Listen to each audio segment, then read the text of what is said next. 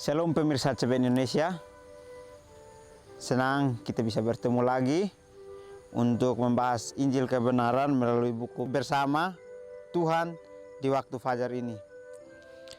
Kita kembali diingatkan bahwa kita akan bertemu Tuhan di waktu fajar, menyingsing maupun menyongsong kita. Kita akan selalu bertemu dengan Tuhan kalau kita meminta untuk datang lebih dekat kepadanya.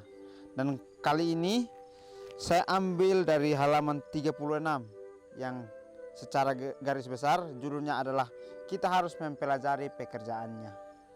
Ayat intinya terambil dalam Mazmur 92 ayat 5 yang berbunyi, sebab telah kau buat aku bersukacita, ya Tuhan, dengan pekerjaanmu, karena perbuatan tanganmu, aku akan bersorak-sorai. Bacaannya, banyak jalan yang melalui mana Tuhan berusaha memperkenalkan dirinya kepada kita dan membawa kita ke dalam hubungan dengan Dia. Tuhan mempunyai banyak cara untuk Dia memperkenalkan dirinya kepada kita dengan cara yang tidak pernah kita pikirkan. Tuhan selalu ada untuk mengingatkan kita bahwa Tuhan punya segala cara untuk kita bisa kenal dengan Dia. Alam berbicara kepada perasaan kita tanpa henti-hentinya. Hati yang terbuka akan diberi kesan dengan kasih dan kemuliaan Tuhan sebagaimana yang dinyatakan melalui ciptaan tangannya.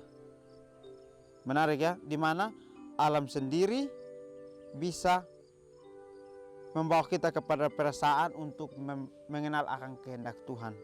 Di mana tidak henti-hentinya Dia berikan kita contoh melalui alam untuk kita mengetahui akan jalannya dan pekerjaan yang dilakukan itu, supaya kita ketahui.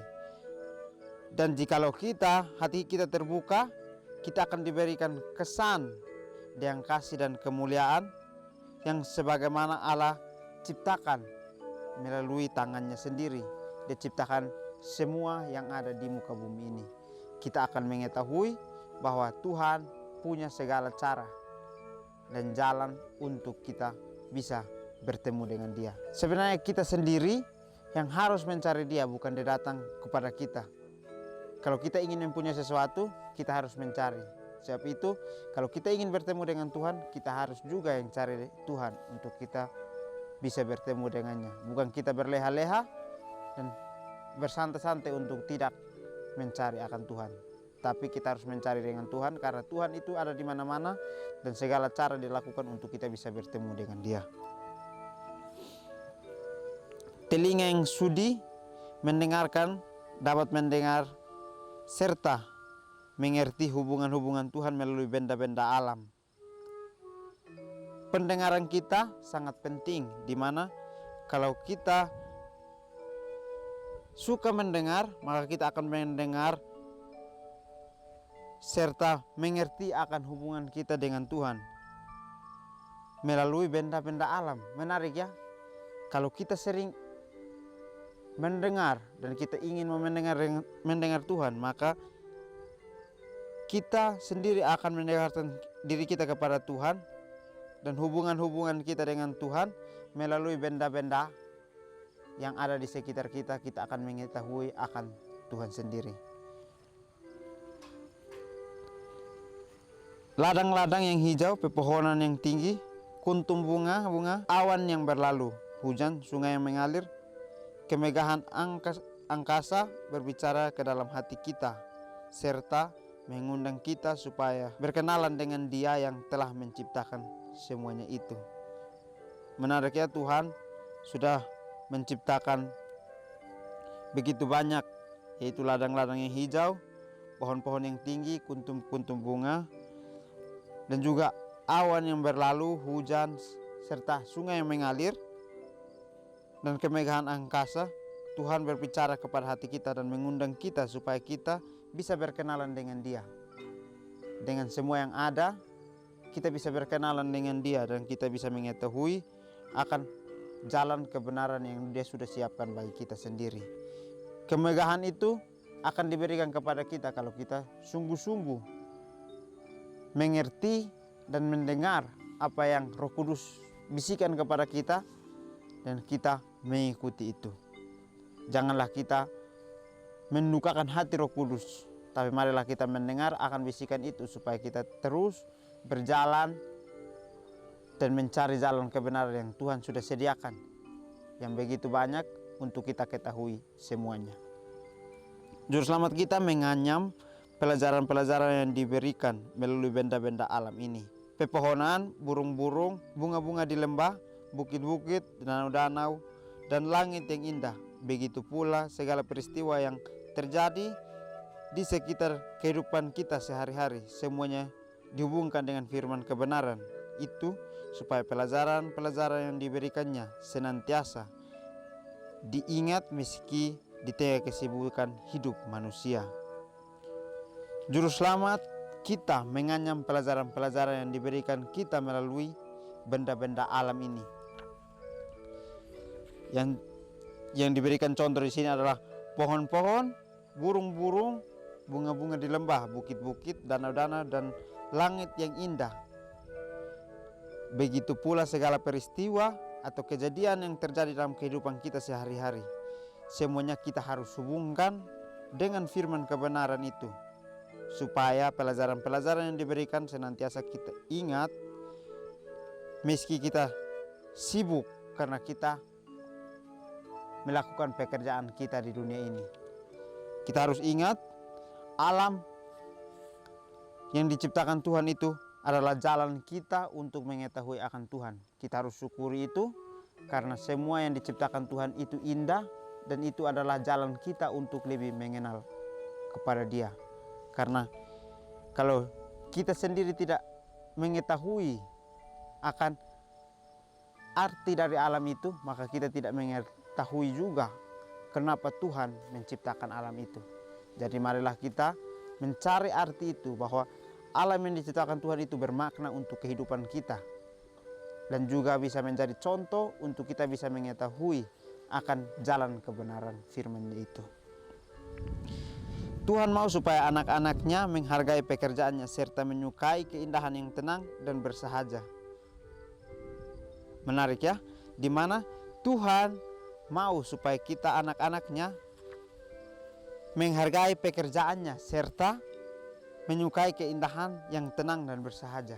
Kalau kita berada di tengah alam, maka kita akan tenang dan kita bisa menikmati semua itu. Sebab itu Tuhan mau supaya kita menghargai akan pekerjaannya, dan dengan kita melindungi akan alam itu, supaya kita bisa merasa tenang karena kita merasakan akan alam yang diciptakan Tuhan itu indah untuk kita pandang.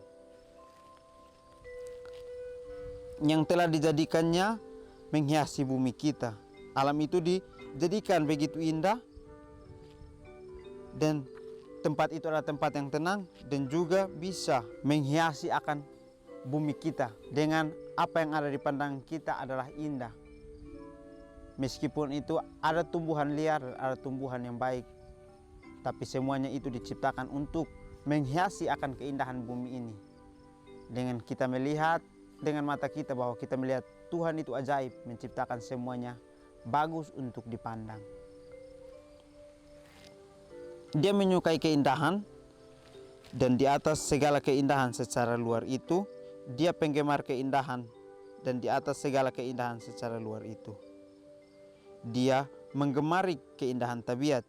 Dia mau supaya kita mengusahakan kesucian dan kesederhanaan, sifat-sifat yang indah, yang halus dari bunga-bunga itu.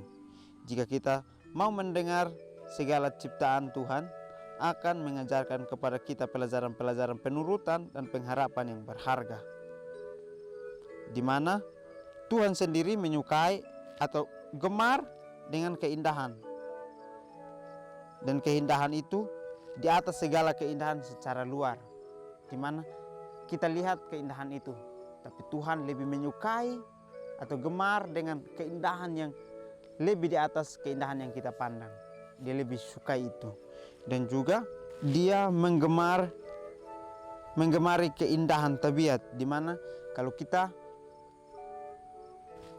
merubah tabiat kita, maka Dia akan senang dengan kita karena kita sudah mulai berubah untuk hidup dekat dengan Dia. Jadi marilah kita merubah tabiat kita supaya Tuhan menyukai kita dengan keindahan yang kita sudah rubah untuk menjadi tabiat yang lebih baik. Dia mau supaya kita mengusahakan kesucian dan kesederhanaan.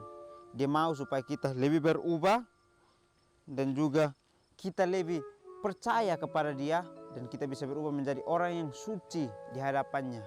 Dan juga kita harus sederhana untuk hidup dengan Dia.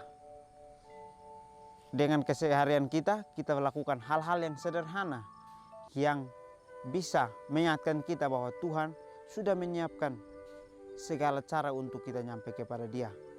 Dan juga itu adalah cara kita untuk mengingat akan pekerjaan Dia. Jadi marilah aktivitas kita setiap hari kita selalu bekerja dengan sungguh-sungguh supaya kita menggemari akan pekerjaan itu, karena Tuhan senang untuk kita bisa menggemari apa yang kita lakukan. Segala ciptaan Tuhan akan mengajarkan kepada kita pelajaran-pelajaran penurutan dan pengharapan yang berharga.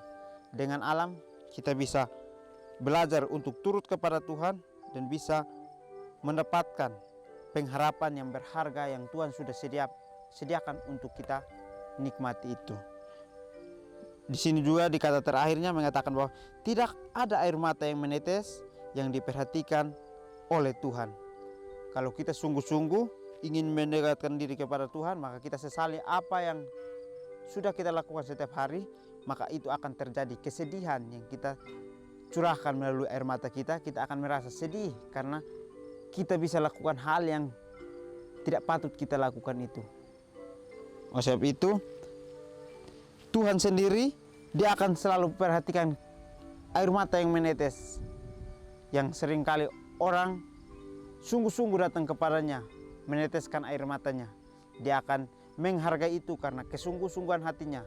Dia ingin bertobat, maka itu Tuhan tidak pernah mau melihat manusia meneteskan air mata karena kesedihan dunia ini. Tapi Dia mau supaya kesedihan itu kita sesali, supaya kita bisa lebih berubah dan kita hidup dengan Dia, supaya kita menikmati akan keindahan hidup bersama dengan Dia itu seperti apa. Mungkin dari firman ini kita harus bisa mengerti apa pekerjaan Tuhan yang selama ini, atau apa pekerjaan Tuhan yang sehari-hari kita lakukan aktivitas kita itu. Apakah itu Tuhan memberikan contoh kepada kita bahwa itu adalah pekerjaannya? Marilah kita sendiri meminta kepada Tuhan untuk mengetahui apa yang kita lakukan itu adalah kehendak Tuhan atau tidak. Jadi mungkin ini firman ini bisa menguatkan akan iman kepercayaan kita bahwa kalau kita ingin mengenal Tuhan, banyak cara yang harus kita lewati dan juga banyak jalan yang ada untuk kita bisa bertemu dengan Tuhan. Dan di sana juga ada pekerjaan yang Dia sudah berikan kepada kita. Melalui contoh-contoh alam kita bisa melihat dan menggemari keindahan itu. Maka Dia akan hadir di sana untuk menunggu akan kedatangan kita. Mungkin ini saja yang dapat saya sampaikan. Kiranya Tuhan Yesus memberkati kita semua. Terima kasih. Amin.